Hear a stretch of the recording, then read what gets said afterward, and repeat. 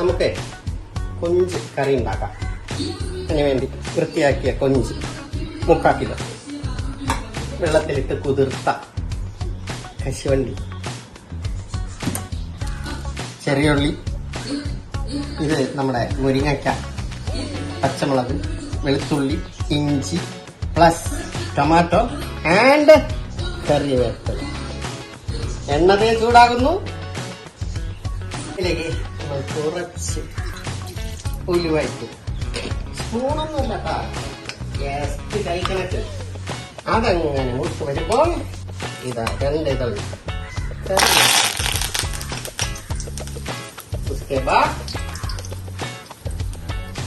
ഇഞ്ചി, വെളുത്തുള്ളി,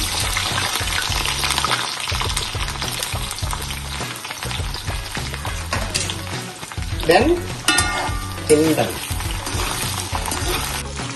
अभी डालेगा चेरी उल्ली.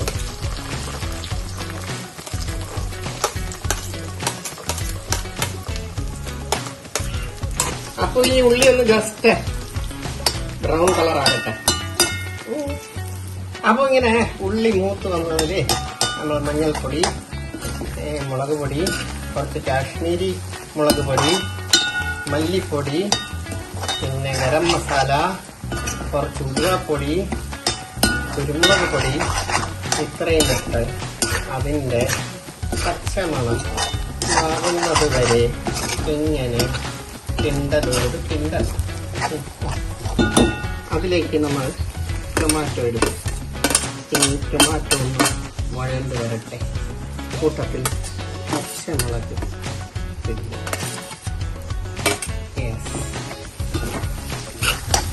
നമ്മുടെ ഉള്ളിയൊക്കെ ഇങ്ങനെ വഴണ്ട് വരുന്നുണ്ട്. അതിലേക്ക് നമ്മൾ വൃത്തിയാക്കി വെച്ച ചെമ്മീൻ വിത്ത് ഷെല്ല് കോട്ടാച്ച്.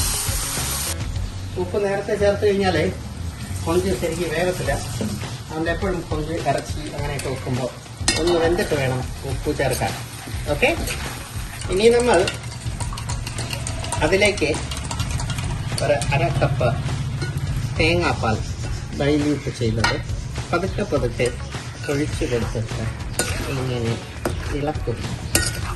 ആയതിലേക്ക് നമ്മൾ കുതിർത്ത് വെച്ച കശുവണ്ടി മുകളിൽ വിതറുന്നു.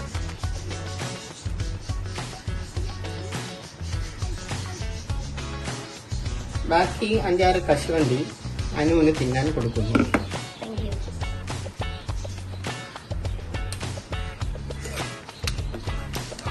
ഒന്ന് തിള വരട്ടെ. എന്നിട്ട് കുറച്ച് കഴിഞ്ഞ് മതി മുരിങ്ങക്ക ഇടുന്നത്. അല്ലെങ്കിൽ മുരിങ്ങക്ക വെന്ത് കുഴഞ്ഞ് പാടി തളർന്നു പോകും. കുറച്ച് നേരം അടച്ചു വയ്ക്കാം. മുരിങ്ങക്ക ഇട്ടു. കൊഞ്ച് കറി റെഡിയായി വരുന്നുണ്ട്.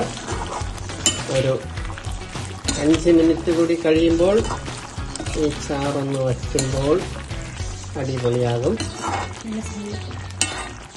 അനു പറയുന്ന നല്ല മണമുണ്ടെന്ന്. അപ്പോൾ നമ്മുടെ കൊഞ്ച് കറി റെഡി ആയിട്ടുണ്ട്. എല്ലാം വറ്റി അങ്ങനെ ചെറിയ ചൂടിൽ കിടന്ന് റെഡിയായിട്ടുണ്ട്. ഇന്ന് വേണമെങ്കിലും എടുക്കാം. നാളെ ഉച്ചക്കത്തേക്കാണിത്. സൂപ്പറായിരിക്കുക. അപ്പോൾ ഓക്കെ, താങ്ക് യു.